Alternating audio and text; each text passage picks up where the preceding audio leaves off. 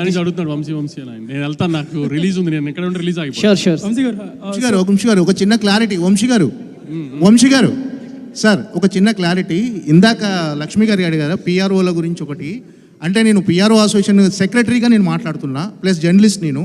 మీరు అలా అనటం వల్ల పిఆర్ఓలు అందరూ హట్ అయ్యారు. అంటే మీరు ఎవరినైతే టార్గెట్ చేశారో వాళ్ళని డైరెక్ట్ పేరు చెప్తే బాగుండేది. పిఆర్ఓ వ్యవస్థను నిందించారు.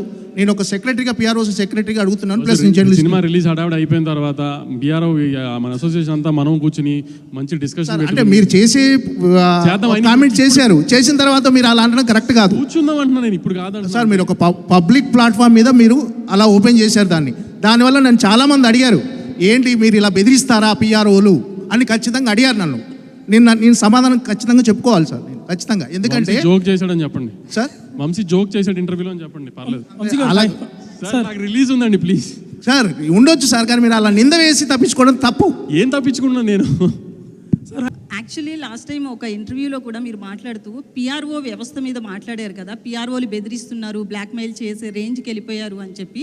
అయితే కొంతమంది పిఆర్ఓలకి ఈ విషయంలో కోపం వచ్చింది. ఎందుకంటే ఎవరో పర్టికులర్గా వాళ్ళ గురించి చెప్పకుండా అందరినీ ఒక పిఆర్ఓ టోటల్ వ్యవస్థను అన్నారు అని చెప్పి. పర్టికులర్గా ఎవరైనా ఉన్నారని మీరు చెప్పాలనుకుంటున్నారా? ఆ రోజు ఆ ఇంటర్వ్యూ అడిగిన అతను అయితే మాత్రం మిమ్మల్ని ఆ క్వశ్చన్ అడిగిన ఆయన తిరిగి ఆ క్వశ్చన్ వేయలేదు, పర్టికులర్గా చెప్పండి ఆ నేమ్స్ అని చెప్పి. మీరేమైనా దాని గురించి ఓపెన్ అవ్వాలనుకుంటున్నారా? లేదండి, కింగ్డమ్ గురించి చెప్తే నేను దేని గురించి ఓపెన్ అవ్వాలనుకోవట్లేదు. ఇక్కడ సో గౌతమ్తో చేసిన previous movie Jersey was like your hall of fame for Sitara, forget records or collections or anything. So Kingdom అనేది will it go to that hall of fame? Kingdom కూడా డెఫినెట్గా one of Gautam's finest works. కానీ ఏంటంటే కింగ్డమ్లో we are more handling the drama this time. Emotion, దాంట్లో ఎక్కువ ఎమోషన్స్కి వెళ్ళాము cricket back డ్రాప్లో. ఇక్కడ ఏంటంటే ఎక్కువ డ్రామా, గ్యాంగ్స్టర్ డ్రామా కదా సినిమా. సో ఆ హీరో గారు స్పైగా వెళ్ళిన తర్వాత సో ఆ డ్రామా అంతా చాలా బాగా హ్యాండిల్ చేశాడు. ఇప్పటిదాకా మనము ఇప్పుడు వాడా చెన్నై ఇలాంటి సినిమాలు చూసినప్పుడు బాగా తీశారు గ్యాంగ్స్టర్ డ్రామా అనుకుంటాం కదా. ఎక్కువ డ్రామా అంటే గ్యాంగ్స్టర్ సినిమా అనగానే 100 మంది నరకాలు, ఇది ఈ జోన్లో కాకుండా ఒక డ్రామా బేస్డ్ ఉంటాయి కదా ఎక్కువ. ఆ స్టైల్లో గౌతమ్ అంటే మీకు తెలుసు కదా, అలానే తీస్తాడు, అతని సెన్సిబిలిటీస్ అలానే ఉంటాయి. ఆ స్టైల్లో తీసాం సినిమాని. తెలుగు ఆడియన్స్కి ఖచ్చితంగా నచ్చుతుందని అనుకుంటున్నాము, అన్ని రకాల ఎలిమెంట్స్ కవర్ చేస్తూ.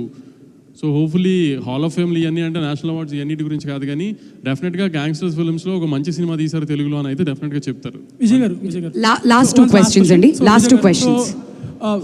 Lot of people asked you about చాలా సెటిల్గా ఉన్నారు మూవీకి, చాలా కంట్రోల్గా ఉన్నారు అని.